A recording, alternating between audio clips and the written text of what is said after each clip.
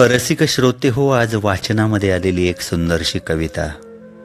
कवीचं नाव माहीत नाहीये, परंतु कविता खूप सुंदर आहे. नाव आहे पदर आईचा आणि आयुष्याचा.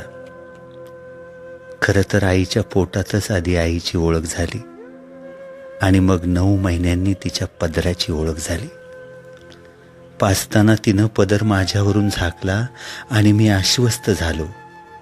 तेव्हापासून तो खूप जवळचा वाटू लागला आणि मग तो भेटतच राहिला आयुष्यभर.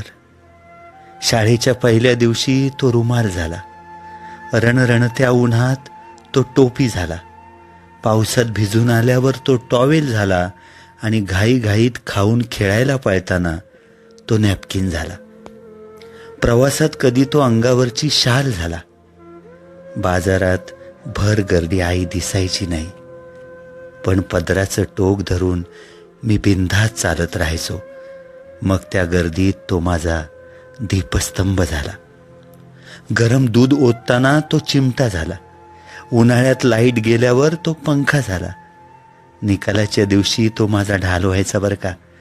बाबा घरी आल्यावर चहापाणी झाल्यावर तो पदरच प्रस्ताव करायचा.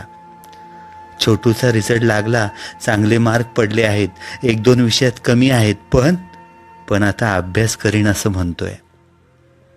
बाबांच्या संतापाची धार बोथट होताना मी पदराच्या आडून पाहायचो, हाताच्या मुठीत पदराचं टोक घट्ट धरून. त्या पदरानेच मला शिकवलं कधी, काय आणि कसं बोलावं.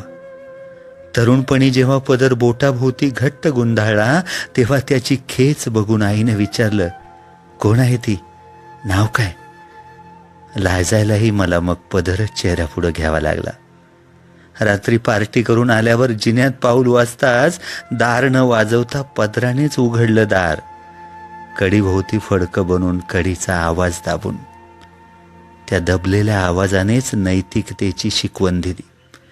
पदराकडूनच शिकलो सहजता, पदराकडूनच शिकलो सौजन्य, पदराकडूनच शिकलो सात्विकता, पदराकडूनच शिकलो सभ्यता, पदराकडूनच शिकलो सहिष्णुता आणि पदराकडूनच शिकलो सजगता. काळाच्या ओघात असेल, अनुकरणाच्या सोसात असेल किंवा स्वतःच्या स्वच्या शोधात असेल, साडी केली, ड्रेस आला, पॅन्ट आली, टॉप आला, स्कर्ट आला आणि छोटा होत गेला. प्रश्न कपड्याचा नाहीच आहे, प्रश्न आहे तो आक्रसत जाऊन गायब होऊ घातलेल्या पदराचा. कारण पदर हे पद नसून जन्मभराची फक्त आणि फक्त जबाबदारी आहे आणि ती जाणीवपूर्वक व निस्वार्थपणे पेलू शकते केवळ आई. मित्र हो, खरं तर शर्टालाही फुटायला हवा होता पदर. खरं तर शर्टालाही फुटायला हवा होता पदर, पण खरं सांगू, शर्टाला तो झेपणार नाही. अभिवाचन, उमेश शिंदे. धन्यवाद.